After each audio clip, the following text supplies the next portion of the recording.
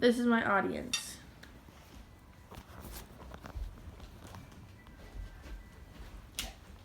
Sports. Sports are awesome. They're fun to play, exciting to watch, and can be a wonderful learning tool for anyone from a young child to an elderly adult. Whether one is a participant or an observer, sports can teach us right from wrong, fair or unfair, how to deal with success and loss. We can learn how to be good teammates or leaders, how to follow directions, and how to set good examples for others. What you learn from or perfect in a sport can be used as a tool throughout your entire life.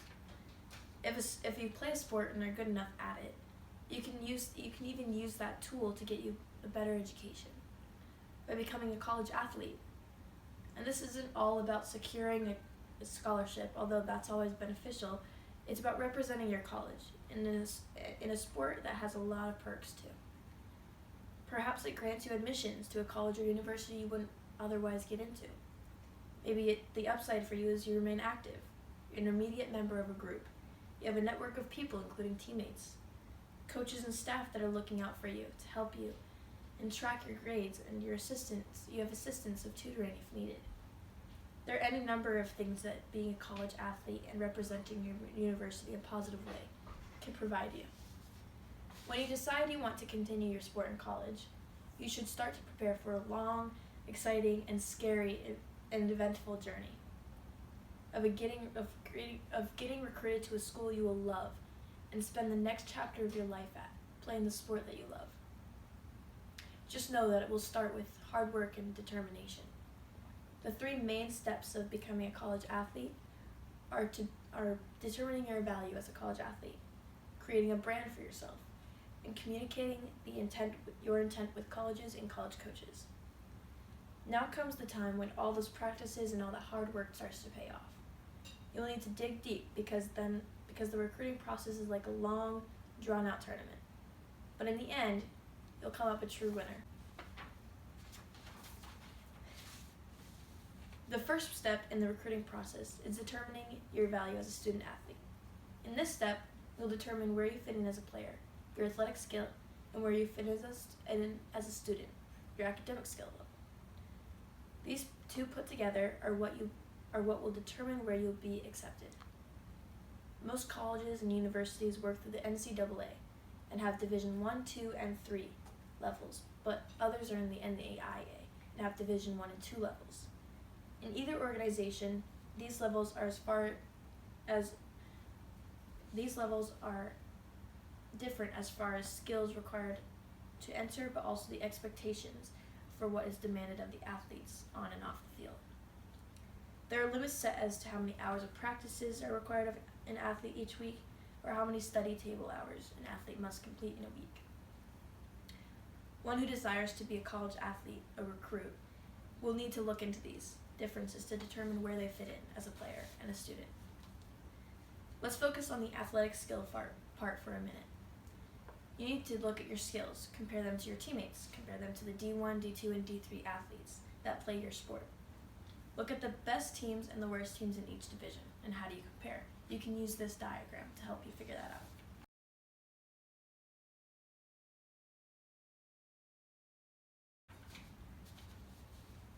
Once you have found a division that fits you as a player, this is where you'll look. Don't stop here though. Find some schools that you think you could play for that are possibly a bit above your skill level. Now to do this process, you'll need to be very organized. This diagram can also help you.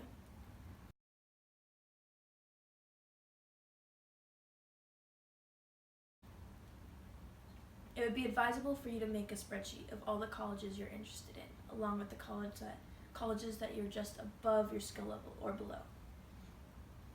Your spreadsheet will track your information such as your school name, division level, enrollment numbers, SAT and ACT scores, and more. With this list, you have begun your process. You will use this information as you continue creating an image or a brand for yourself. A brand that you want colleges to view as you. Next is the brand. Again, this brand is basically the way you want to sell yourself to the colleges you're interested in. Colleges will want to get a quick but clear picture of who you are as a player, a student, and a person. You can create profiles on many different free recruiting websites.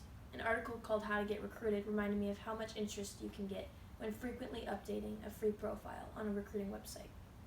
Some recruiting websites want you to upload grades and transcripts. Although you do not have to do this, you want to make sure to keep your grades up. This also means to make you aware of the NCAA requirements. The article called 8 Steps to Get Recruited reminds us of these requirements by leading us to the NCAA page. This step gets us straight into the funnel of recruitment.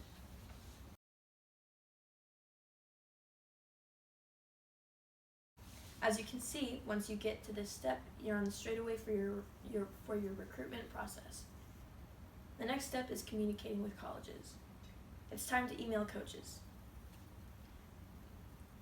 This will be the most stressful yet exciting part. My favorite part of the process is getting the coach's response. I can't wait to see what they're going to say.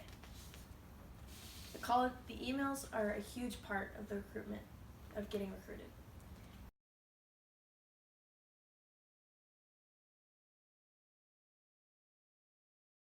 You want an email, as you can see, that shows you who you are as a person, just like your recruiting profiles.